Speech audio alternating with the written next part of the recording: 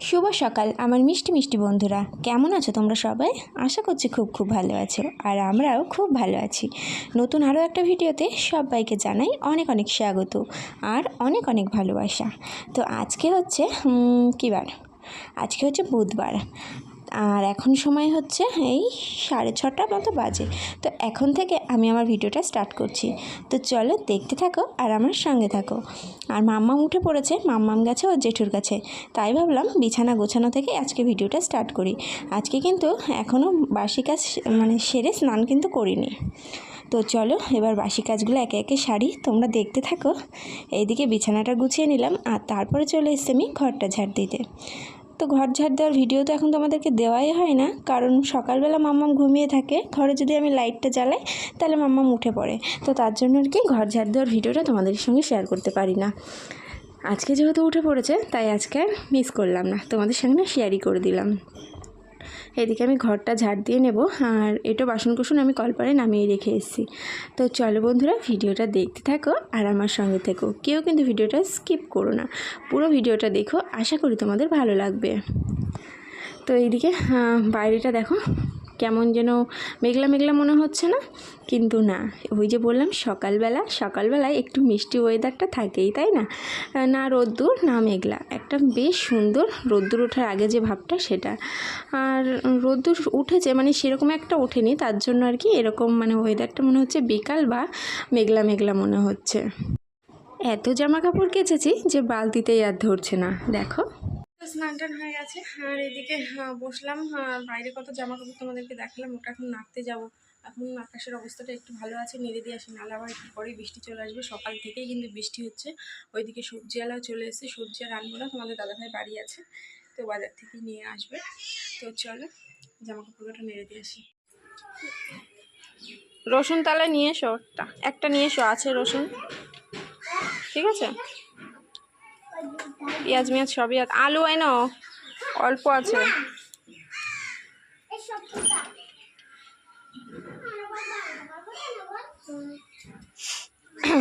শুয়োপোকা কত, বেশ সজনে গাছে।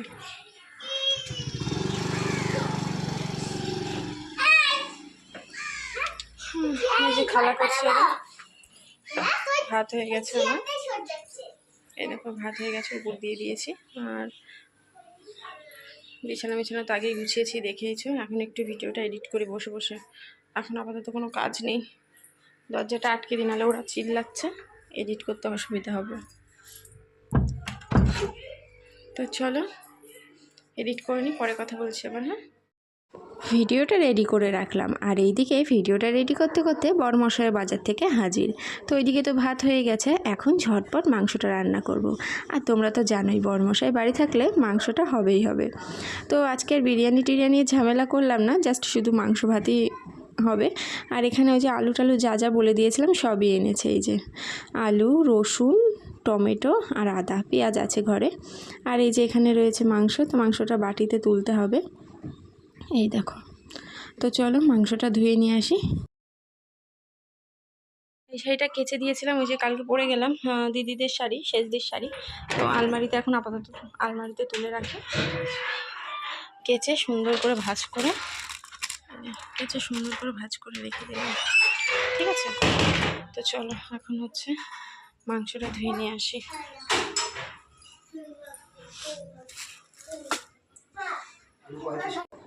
এখন বাজে হচ্ছে 9:45।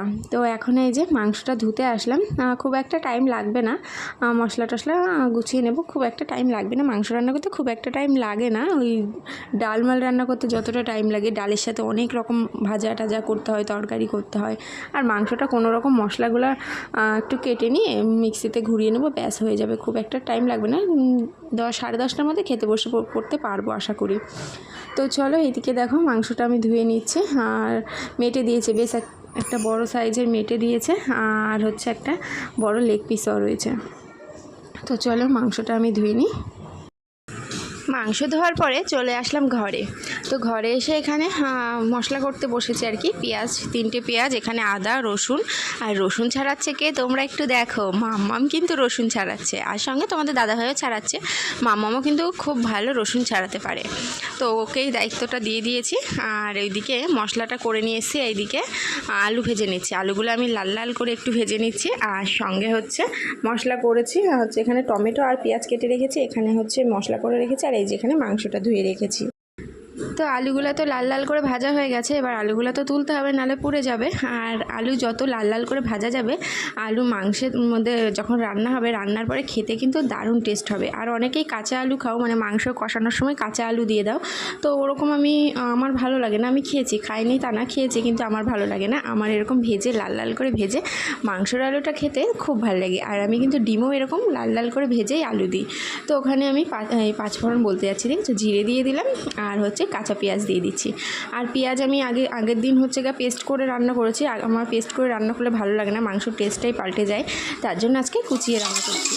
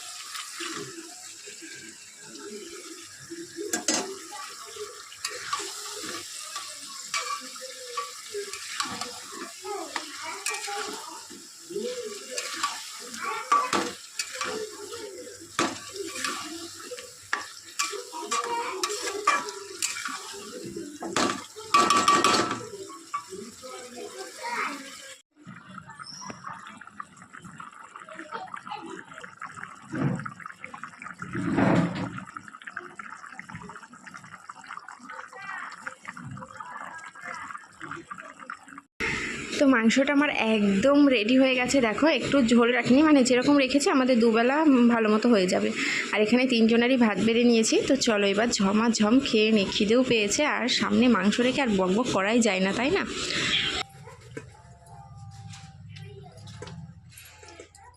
তো খাওয়া দাওয়া সবে হলো, এখন 11:30 বাজে। খাওয়া দাওয়া করে মেয়েকে খাওয়ালাম, এখন এই যে বাসন নিয়ে এসেছি। তো চলো, রোদ্দুর যাচ্ছে আসছে, বাসন কটা মেজে নিই। খাওয়ার আগে তো বাসন মাজার সময় পাইনি, বললাম দেরি হয়ে গেছে, তাই আজকে আমি খাওয়া দাওয়া করে নিয়েছি, আর তারপরে বাসন মাজতে এসেছি। আর মাঝে মধ্যেই এটা করা হয়, খাওয়া দাওয়ার পরে বাসন মাজা হয়, কোনো দিন আগে মেজে ফেলি, যেদিন সময় থাকে সেদিন মেজে ফেলি, না হলে পরেই বেশিরভাগ মাজি। তো এখানে সব বাসন নিয়ে চলে এসেছি। তোমাদের দাদাভাই গেল একটু গ্যাসের অফিসে, আর মাম্মাম ওখানে খেলা করছে। এইদিকে আমি বাসন মেজে নিচ্ছি। গ্যাস ট্যাস এখনও মোছা হয়নি, গ্যাস ট্যাস মুছতে হবে। তো আগে ভাবলাম বাসনটা মেজে নিই, তারপরে গ্যাস মুছবো। আর এখনও মানে সেই সকালে উঠা থেকে একটু বসতে পারিনি। সেই সকালে যখন থেকে উঠেছি তখন থেকেই কাজ করে যাচ্ছি, একটু মানে রেস্ট পাইনি আর কি। তো চলো এদিকে বাসন টাসন মেজে গ্যাস ট্যাস মুছে তারপরে একটু রেস্ট নেব, ঠিক আছে?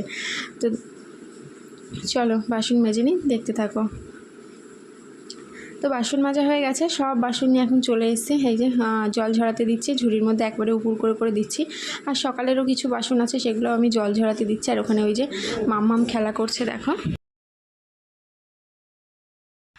সব বাসনগুলোই আমি এখন জল ঝরাতে দিয়ে দিয়েছি। আর তারপরে চলে এসে গ্যাসটা পরিষ্কার করতে। শুধু কিন্তু গ্যাসটা পরিষ্কার করব না, আজকে সামসেটটাও ভালো করে ঘষে মেজে পরিষ্কার করে ফেলবো। কারণ দেখো কীরকম স্যাঁতলা পড়ে গেছে, দেখেছো? এমনিতেও রান্নার তো ঝুলকালি রয়েইছে, তারপরে আবার বৃষ্টির জল পড়ে স্যাঁতলা পড়ে যাচ্ছে। তো চলো পুরোটাই আমি ঘষে মেজে চকচকে করে ফেলছি। দেখো চারিদিকটাই আমি ঘষে মেজে চকচকে করে ফেলেছি, দেখেছো? সানসেটটা একদম চকচক করছে। আর গ্রিলগুলোও ডলেছি, কিন্তু গ্রিলের কালি দাগ কি আর ওঠে? যতটুকু পেরেছি ততটুকু তুলেছি। আর এই যে বাসন তো আগেই মেজেছি।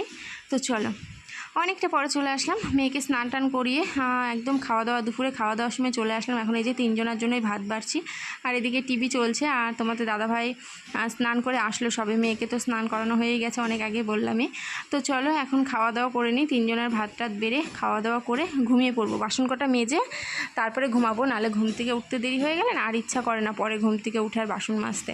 তো তাড়াতাড়ি উঠলে মাজা যায় আর কি। তো চলো খাওয়া দাওয়া করে নিই, আবার তোমাদের সঙ্গে পরে কথা হচ্ছে, ঠিক আছে? হ্যালো বন্ধুরা, গুড ইভিনিং। অনেকটা পরে চলে আসলাম, ঘুম থেকে উঠলাম, উঠে এখন এই যে ঘরটরগুলো ঝাড় দিয়ে নিচ্ছি। তোমাদের দাদাভাই আর মাম্মাম দুজনাই ঘুমাচ্ছে, এদিকে আমি ঘরটা ঝাড় দিয়ে কটা জামা কাপড় রয়েছে ভাঁজ করব। তার জন্য আর কি বাসন তো মাজাই হয়ে গেছে, শুধু জামা কাপড় কটা ভাঁজ করব, হাত মুখটা ধোবো, হয়ে যাবে। বারান্দায় লাইটটা তাও জ্বালিয়ে দিয়েছি, আর বাইরেটা এখনও পরিষ্কার রয়েছে, তবু বারান্দাটা অন্ধকার অন্ধকার হয়ে গেছে, তার জন্য বারান্দায় লাইটটা কিন্তু জ্বালিয়ে দিয়েছি। তো চলো ঘর বারান্দা ঝাড় দেওয়া হয়েই গেছে, আগে মা ঝাড় দিয়েছে, আমি শুধু এই ঘরটাই ঝাড় দিয়ে এখন এই যে বের করে দিচ্ছি এখান দিয়ে, ঠিক আছে? এই গ্রিলে ফাঁক দিয়ে বের করে দিচ্ছি।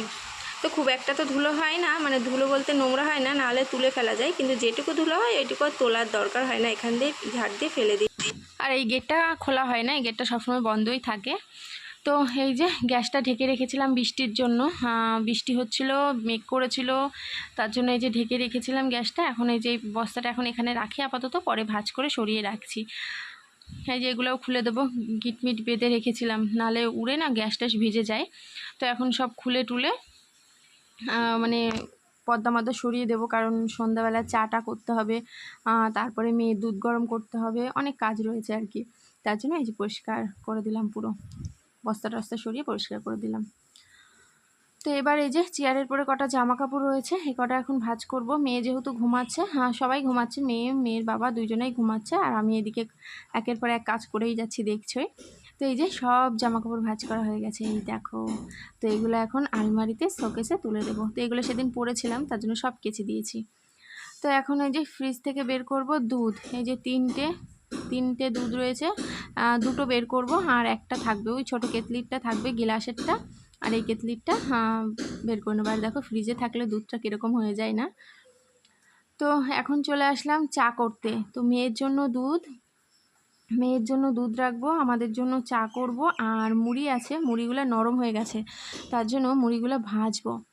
তো চলো এদিকে মেয়ের দুধটা নামিয়ে নিই। তো এদিকে আমি এখন কড়াইতে দিয়ে দিয়েছি সর্ষের তেল, আর দিয়ে দেবো একটু কাঁচা লঙ্কা দিয়ে মুড়ি ভাজলে মুড়িগুলো খেতে বেশ ভালো লাগে, একটু ঝাল ঝাল লাগে। আর রসুন দিয়ে চিড়ে ভাজা খেতে ভালো লাগে, কিন্তু রসুন দিয়ে কোনো দিন মুড়ি ভাজা খাইনি, তো জানি না কেমন লাগবে। তো এইদিকে এই যে চা পাতাটা দেবো, এদিকে এই যে মেয়ের দুধটা নামিয়ে রেখেছি। তো চলো মুড়িগুলো আমি ভেজে নিই, আর তারপরে চা করে নিই, তারপরে আবার তোমাদের সঙ্গে পরে কথা বলছি, ঠিক আছে?